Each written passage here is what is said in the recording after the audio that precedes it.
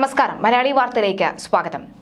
ഏതൊരു വിശ്വാസപരമായിട്ടുള്ള ലംഘനം സംഭവിച്ചാലും എന്തൊരു തരത്തിലുള്ള ഈ കള്ളത്തരങ്ങൾ നടന്നാലും അതിലൊരു സിനിമാ നടനോ നടിയോ അതിൽ പെട്ടുപോയിട്ടുണ്ടാകും.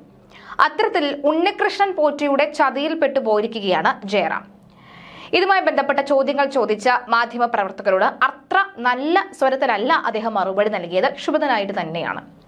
ഉണ്ണികൃഷ്ണൻ പോറ്റി ക്ഷണിച്ചിട്ടാണ് 2019 ചെന്നൈയിൽ വെച്ച് നടന്ന പൂജയിൽ പങ്കെടുത്തത് എന്നാണ് നടൻ ജയറാം പറയുന്നത്. ശബരിമലയിലേക്കുള്ള വാതിൽ എന്ന പേരിൽ ചെന്നൈയിൽ ചടങ്ങ് നടത്തിയത് വിവാദമായതിന് പിന്നാലെയാണ് വിശദീകരണവുമായി ജയറാം തന്നെ രംഗത്തു വന്നത്.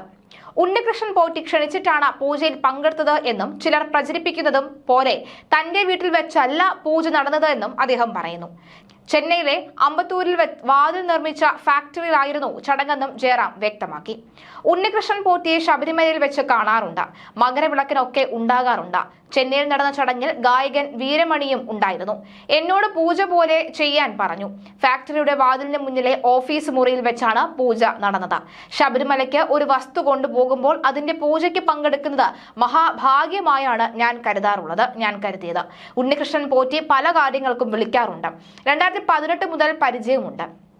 ബാംഗ്ലൂരിൽ നിന്നുള്ള പല VVIPകളും അദ്ദേഹത്തോടൊപ്പം ഉണ്ടാകാറുണ്ട്. പലപ്പോഴും ഈ അടുത്ത് ശബരിമലയിൽ മേളം ചെയ്യാമോ എന്ന് ചോദിച്ച് വിളിച്ചിരുന്നു.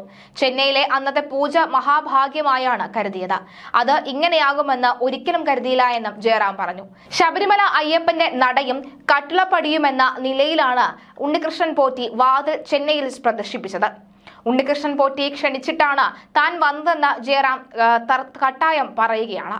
ശബരിമലയിലേക്കുള്ള വാതിൽ തൊട്ടുതൊടാൻ ഉണ്ണികൃഷ്ണൻ പോറ്റി കാരണം തനിക്ക് ഭാഗ്യം ലഭിച്ചെന്നാണ് ജയറാം പറയുന്നത്. 2019 ചടങ്ങിന്റെ ദൃശ്യങ്ങളാണ് ഇപ്പോൾ പുറത്തു വന്നുകൊണ്ടിരിക്കുന്നത്. അതേസമയം പാളികൾ ബാംഗ്ലൂരിലേക്ക് കൊണ്ടുപോയ കാര്യം ഉണ്ണികൃഷ്ണൻ പോറ്റി സ്ഥിരീകരിച്ചു. ശബരിമലയിൽ നിന്നിറങ്ങുന്നവർ നേരെ വീട്ടിൽ പോയിട്ടാണ് മറ്റിടങ്ങളിലേക്ക് പോകുന്നത് എന്നും അതുകൊണ്ടാണ് പാളികൾ ബാംഗ്ലൂരിലേക്ക് കൊണ്ടുവന്നത് എന്നുമാണ് ഉണ്ണികൃഷ്ണൻ പോറ്റിയുടെ വിശദീകരണം. അധികാരികൾ തന്നിട്ടാണ് പാളികൾ കൊണ്ടുപോയതെന്നും ഇതിന് തന്നെ കുറ്റം പറഞ്ഞിട്ട് കാര്യമില്ലെന്നും അദ്ദേഹം കൂട്ടിച്ചേർത്തു. സ്വർണം പൂശുന്നതിനായി പാളികൾ 45 ദിവസം കൈവശം വെച്ചതിനും അദ്ദേഹം വിശദീകരണം നൽകി. സെപ്റ്റംബർ 19 തിരികെ ഏൽപ്പിക്കാനായിരുന്നു ദേവസ്വം നിർദ്ദേശം. ഉടൻ തന്നെ ചെന്നൈയിൽ സ്വർണം പൂശി എത്തിക്കണമെന്ന് ദേവസ്വം ബോർഡ് പറയാതിരുന്നതിനാലാണ് പാളികൾ 45 ദിവസം കൈവശം വെച്ചത്. ശബരിമല സ്വർണ്ണ പൂശൽ വിവാദത്തിൽ ഉണ്ണികൃഷ്ണൻ പോറ്റിയെ ശനിയാഴ്ച വിജിലൻസ് ചോദ്യം ചെയ്യുമെന്നാണ് വിവരം. 1998 വിജയ് മല്യ സ്വർണം പൊതിഞ്ഞത് മുതൽ 2019 ഉണ്ണികൃഷ്ണൻ പോറ്റി സ്വർണം പൂശിയതുവരെയുള്ള വിവരങ്ങൾ അന്വേഷിക്കും. ഉണ്ണികൃഷ്ണൻ പോറ്റി ആരോടൊക്കെ പണം പിരിച്ചെന്ന കാര്യവും വിജിലൻസ് അന്വേഷിക്കും. എന്തായാലും കണ്ടറിയാം ഉണ്ണികൃഷ്ണൻ പോറ്റിയുടെ റൂട്ട് മാപ്പ് ഏത് വഴിയിലൂടെയാണ് സഞ്ചരിച്ചിരിക്കുന്നത് എന്നത്.